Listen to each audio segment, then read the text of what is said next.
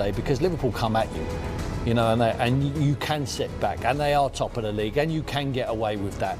But I believe they've got a lot to do. But Man United fans, they won't want to hear it. You've got a bunch of players which are set up to counter-attack. Mm-hmm. But wasn't that always the case?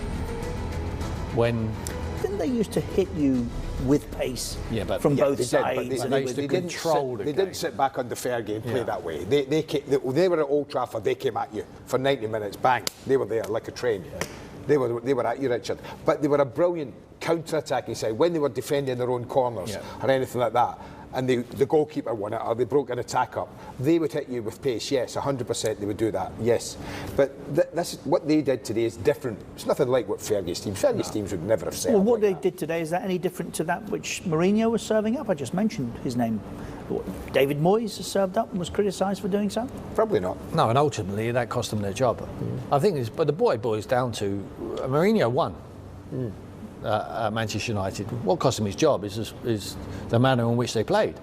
The fans wasn't happy with that, but it's not too dissimilar to what we saw there today. Well, let's be honest, he worked himself out, didn't he? What cost him his job was leaving Pogba out 3 times in a row, and he knew the third occasion that he did that, he was out. But he wanted to get out. That was a big difference, wasn't it? Yeah, I think with what they've got there is a man who's singing off the same hymn sheet as the club on Ole Gunnar Solskjaer, you know, and give him credit today. That is a positive result for them. No one fancied them going into the game. Liverpool were off colour, but I thought today Liverpool find a way to get it done. They look like champions to me. I think there's a massive contrast between them and Man City. We talked about it yesterday. Man City control football matches and they counter-attack better than anyone. Look at this. This was when Alex Oxlade-Chamberlain had just drifted in an aimless cross from around the inside left position, Andy. Yeah. You could see what he wanted. Oh, he knows what he Moments later, he got it. I mean, by this time, United were basically camped for the last 20-25 minutes, round about the edge of their own box. Yeah. They'll be really disappointed at a poor cross, and I mean that from Andrew Robertson, one of these poorest, because it probably shouldn't get past Harry Maguire, but with Firmino in his vicinity, he doesn't clear it. And that was the key moment when he doesn't deal with it, Harry Maguire, at the near post there. It travels wrong side of Lindelof, who can do nothing about it. And it's a simple tap in the end. But they went into hanging on mode. Yeah, they did, didn't they? Manchester United. We talked about the 3 at the back and it turned into a 5. Wan-Bissaka, Ashley Young never moved out of the penalty box for the last 15 minutes. The original plan being what? The original plan was to have 3 there and then push high, so stop Robinson and Alexander-Arnold coming forward.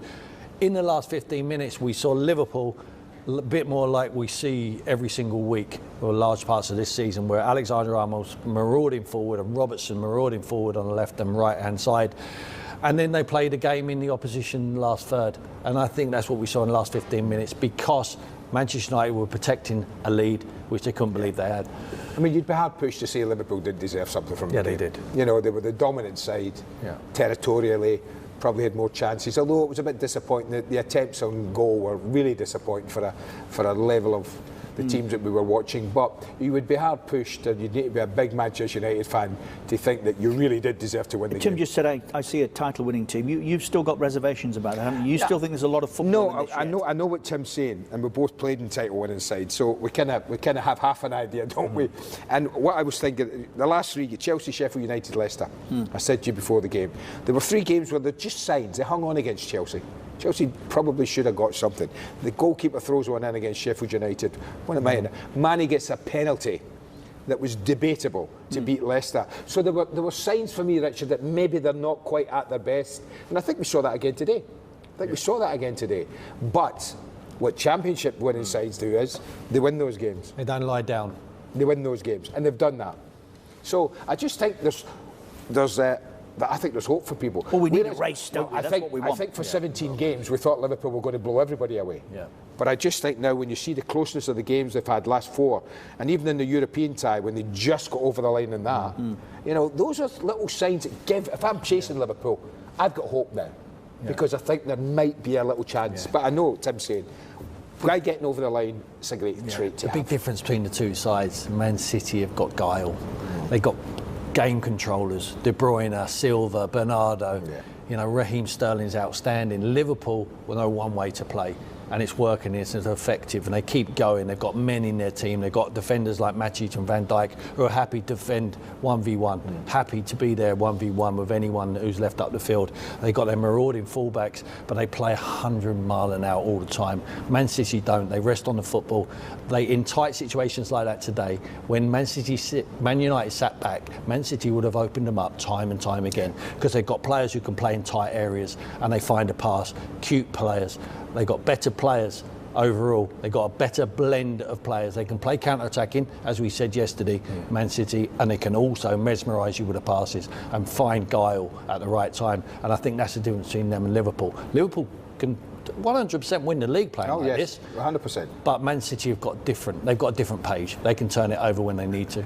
You know what might be good for them? But just what's interesting, I think you're always looking. My one criticism of Liverpool for this, I think they've got a terrific back four, goalkeeper. I think that's terrific, right? As you say, they're happy to defend 1v1 anytime they like. Two big commanding centre backs, right?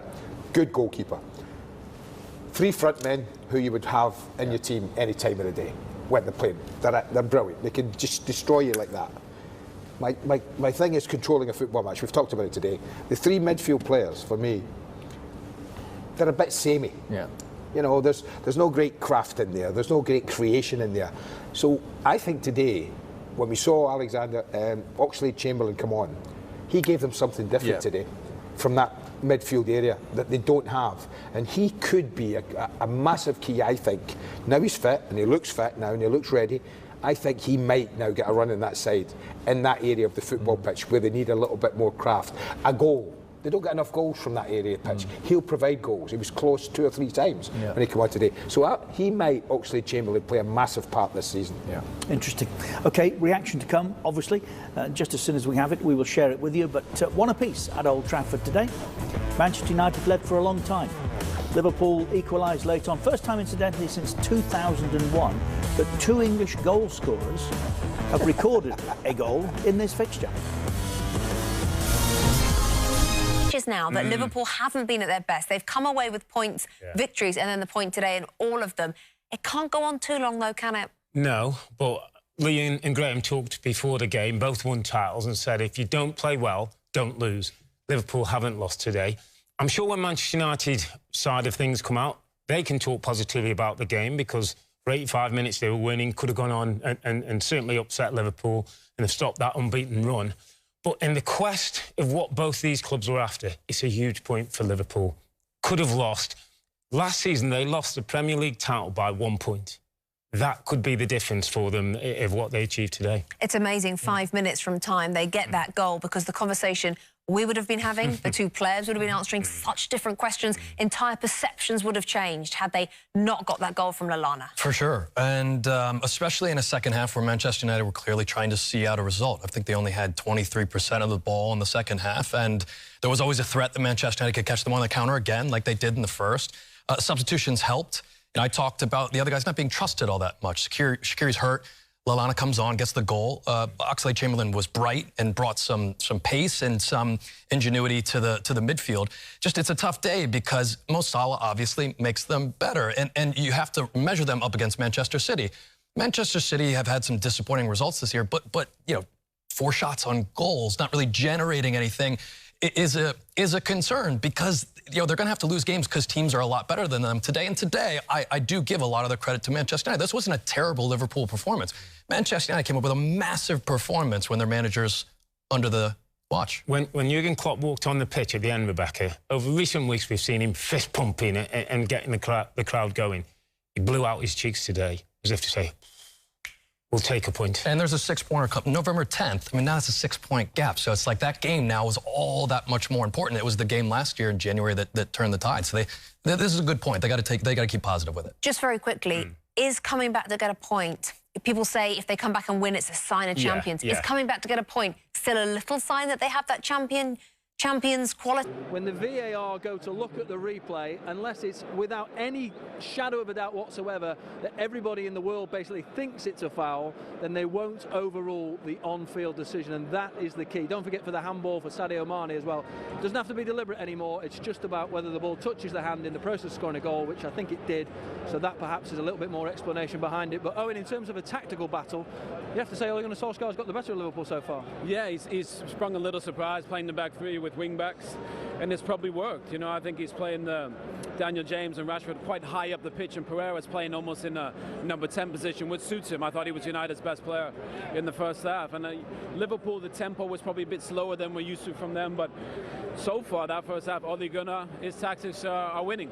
The fullbacks is a fascinating battle between Wan-Bissaka on one side and Young playing really high and putting a lot of pressure, as you mentioned, on Robertson and Trent Alexander-Arnold, because they are such a potent weapon for Liverpool, and they just haven't had the opportunity to get forward at all. No, they haven't to the same effect. But I just think the tempo hasn't really been what Liverpool normally play. Normally it's higher and it's quicker. But I think that's probably down to the way Ole Gunnar set the team up and just his tactics. I think he's set it up differently than maybe Klopp anticipated, and in that sense maybe it just was a bit of a surprise for Liverpool. But I expect changes maybe from Liverpool's side, just in terms of the way they set up. They can't really, I thought Firmino was really good in the first half, but Mane was relatively quiet. Origi had some good moments. But the midfield battle felt like United won, you know, and I think if Liverpool want to affect the game, they'll have to make some changes. Do you think it's more about the intensity? Then maybe not personnel, but just the way they're going to approach the second half. Look, I think for United, the great thing, you know, everybody knows Liverpool are favourites, but the intensity, United came out, they were pressing, they worked really hard. The back three is working, the wing backs as well. So the intensity from United is why they're winning this game. Just keep an eye on Joel Matip.